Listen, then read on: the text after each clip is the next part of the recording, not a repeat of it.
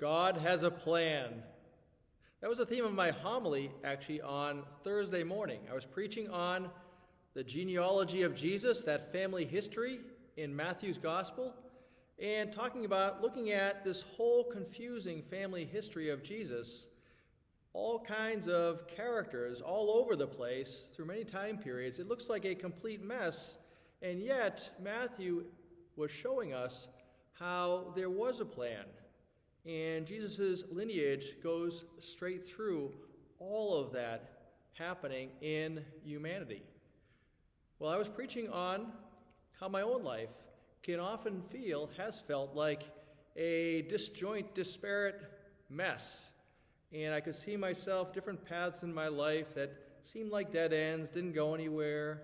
After college, 4 years in the Marine Corps, then 3 years as a district sales manager, and then 2 years of graduate school, and then 3 years of high school teaching, and then entering the Jesuits. And I saw a lot of what felt like just disconnected, loose dots out there. And then later in my Jesuit life, just recently, being able to see how God could connect all those dots and how all of that has formed me for ministry. And how each of us can see our lives maybe as a bit of a loose mess of dots, but God can bring a pattern, can bring order to that. And so that was my homily for Thursday morning, if you weren't there.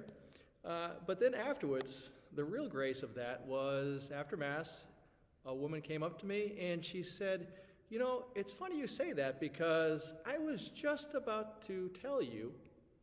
And again, during this homily, I was saying, I always admired people who had a straight, clear path. Maybe they went on right after college and get their doctorate and they specialized, they had a clear path. Maybe someone decided to get married and it was a clear family life path after that, as opposed to, my life.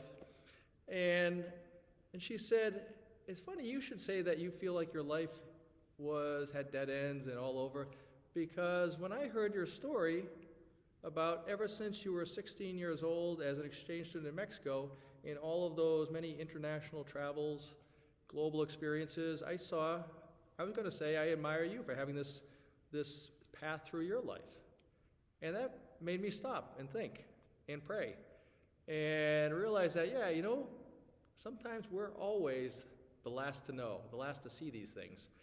And she's right, that my life did have a clear path, even when I could not see it, and has had a clear path, leading me wherever God wants me to be here as a companion of Jesus now. But we often don't see the plan that God has. It can feel like it's all loose, and God can connect those dots. God can write straight with crooked lines, but God does give us a path. And as this fellow parishioner here at Holy Trinity saw, my life actually has had a clear path with a lot going on. And God has had a clear path too. In today's readings, we see these two families that are part of that path. And they've hit moments that feel like dead ends. It feels like the end of hope in their lives. They are elderly. There is no chance that they are going to have children.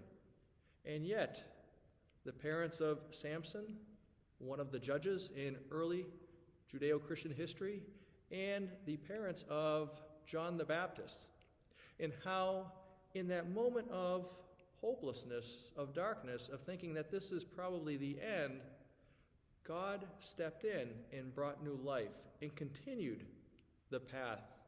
It was not a dead end, but exactly where God needed to go through their lives, through our life as humanity. And so during these times, our year is coming to a close. We might be saying, thank God, the end of 2020. But there can be times where it feels like that darkness is here, and maybe we are feeling hopelessness on different fronts of our lives.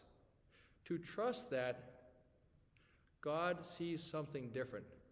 In fact, other people around us may see something different as well. So, our faith-filled challenge today, to be able to be open to be able to see as God sees our world, our life, to be open to the faith of those around us who are able to see maybe with a different perspective, maybe a greater perspective than we can see in our lives. May the light of Christ fill us today with the ability to see the path God has laid out for us.